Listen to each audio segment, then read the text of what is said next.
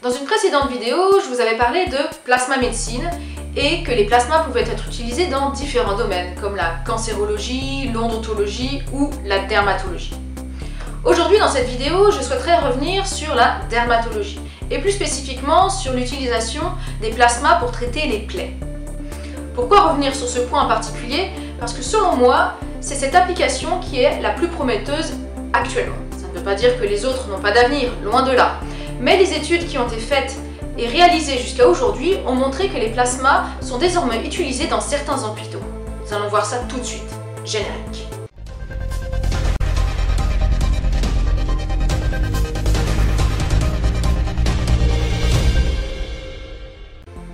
Quand je dis traitement des plaies, je ne vais pas parler des petits bobos qu'on peut avoir au quotidien, comme par exemple en s'écorchant le genou. Car ce genre de blessure, la plupart du temps, cicatrise sans problème, et il n'y a aucune séquelle derrière. Non, je vais parler de plaies bien plus graves ici, c'est-à-dire les plaies chroniques. Mais tout d'abord, qu'est-ce que c'est une plaie chronique? On dit qu'une plaie est chronique si sa cicatrisation est plus longue que la normale, c'est-à-dire que la plaie reste à vif pendant plusieurs semaines. Ceci étant souvent dû à une mauvaise circulation sanguine.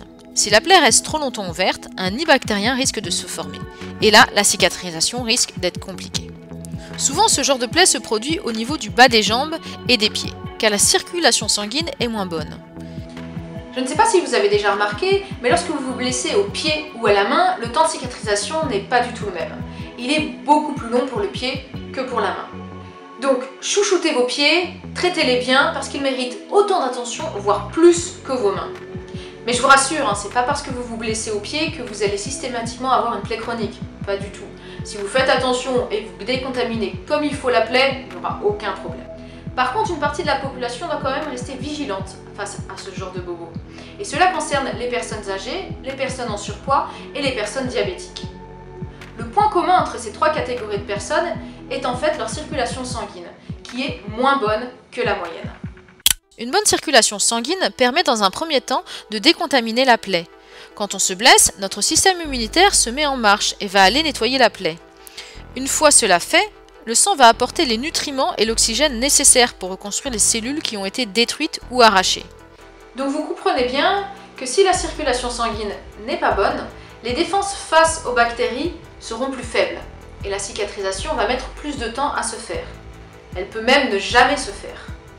Car oui, certaines personnes vivent pendant des mois, voire des années avec des plaies chroniques. Et en plus de ça, ça fait mal. Donc pour traiter une plaie chronique, il faut d'une part décontaminer la plaie et d'autre part augmenter la circulation du sang. Dans certains cas, lorsque l'infection est trop importante, on a même recours aux antibiotiques. Je ne vous apprends pas qu'aujourd'hui, l'utilisation excessive des antibiotiques est un problème de santé majeur, car de plus en plus de bactéries deviennent résistantes aux antibiotiques. Donc si les antibiotiques n'ont plus d'effet sur les bactéries, alors nous n'aurons plus aucune arme pour nous battre face à elles. Bref, et les plasmas dans tout ça? Quel rôle ont-ils à jouer? Au début des années 2000, des plasmas adaptés pour des applications biomédicales ont été développés en laboratoire. Les chercheurs se sont rendus compte que les plasmas étaient bactéricides, c'est-à-dire qu'ils étaient capables de tuer des bactéries. Mais pas seulement de simples bactéries, également des souches ultra résistantes, même résistantes aux antibiotiques. Ce qui est en fait une super découverte. Mais attention, je vous arrête tout de suite. On n'a pas trouvé la solution miracle. Les plasmas ne vont pas remplacer les antibiotiques. Non. Pourquoi? Parce que c'est pas du tout la même chose. Les plasmas, c'est pas comme les antibiotiques. On va pas les avaler et hop, ça diffuse dans tout le corps et le corps entier est traité. Non. Les plasmas, ça agit localement. Donc il faut continuer à ne pas abuser des antibiotiques car ça reste aujourd'hui la meilleure arme face aux bactéries. Par contre, le fait que les plasmas soient bactéricides est une avancée majeure. Et certains chercheurs se sont dit que ça pourrait être très intéressant dans le cas des plaies chroniques. Pourquoi? Parce qu'une plaie chronique, comme je vous l'ai dit, il y a un nid bactérien. Et si on arrive à décontaminer la plaie efficacement, cela pourrait aider à la cicatrisation. En 2010, une équipe de recherche munichoise s'est lancée dans cette recherche et a réalisé des essais cliniques de plaies chroniques par plasma. C'est-à-dire qu'ils ont traité plusieurs patients. Le traitement consistait à appliquer le plasma sur la plaie sur une durée de 2 à 5 minutes par jour. Attention, je tiens à vous signaler que les images que je vais montrer par la suite ne sont pas très belles à voir. Donc si vous êtes sensible à la vue de blessures, rendez-vous directement à la minute qui va suivre ici. Voici l'exemple d'une plaie chronique au jour 0, avant le traitement plasma.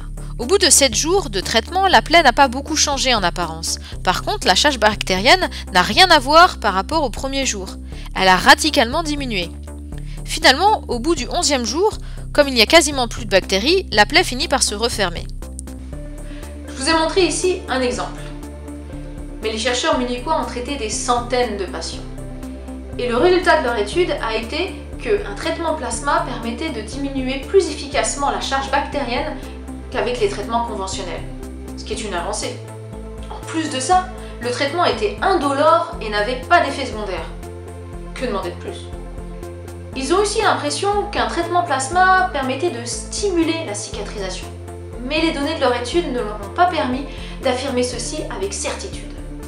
Quelques années plus tard, une équipe berlinoise s'est intéressée à la question. Ils ont alors réalisé le protocole suivant. Ils ont induit 4 plaies identiques à plusieurs patients, 2 au niveau de chaque bras, et ont traité ces plaies différemment. Cas A, pas de traitement. Cas B, traitement au plasma. Cas C, traitement au liquide antiseptique. Et cas D, traitement au liquide antiseptique et au plasma. Comme le montre le graphe, le traitement par plasma est plus efficace. La différence n'est pas énorme, mais elle est significative. Il faut noter ici que les plaies n'étaient pas infectées à la différence des plaies chroniques, ce qui explique pourquoi il n'y a pas une grande différence avec et sans liquide antiseptique. Par contre, on peut se demander pourquoi la combinaison plasma plus liquide antiseptique ne montre pas une cicatrisation plus importante. Probablement que l'ajout du liquide antiseptique a fait barrière au traitement plasma et que ce dernier n'a pas pu être efficace. Ici, je vous ai parlé de 2 études, mais il y en a eu d'autres qui ont confirmé ces découvertes. Grâce à toutes ces études, actuellement en Allemagne, il est possible de se faire traiter par plasma à l'hôpital lorsqu'on a une plaie chronique, notamment à Göttingen et à Rostock. J'espère qu'à l'avenir, cette technologie va continuer de se développer et qu'elle sera accessible à d'autres pays. Voilà, c'est tout pour cette vidéo. J'espère que ça vous a plu. Comme d'habitude, vous pouvez laisser vos retours et vos questions en commentaire, je les lirai avec plaisir. Et je vous dis à bientôt pour une prochaine vidéo.